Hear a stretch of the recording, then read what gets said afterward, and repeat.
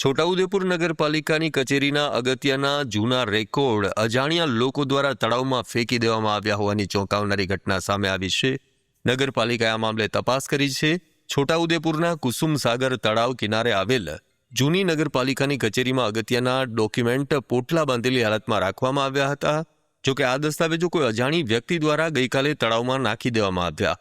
આ દસ્તાવેજ કોણે તળાવમાં નાખ્યા તે વાત હજુ સામે આવી શકી નથી. જૂની કચેરીમાં વર્ષો જૂના અગત્યના રેકોર્ડના પોટલા બાંધી મૂકી રાખવામાં આવ્યા હતા. કબાટો અને તિજોરીઓ પણ આ કચેરીમાં ધૂળ ખાતી હતી. ત્યારે અજાણી વ્યક્તિ આ જૂના રેકોર્ડને તળાવમાં નાખી દીધા, જ્યારે કબાટ પણ ખુલ્લી હાલતમાં જોવા મળ્યા હતા.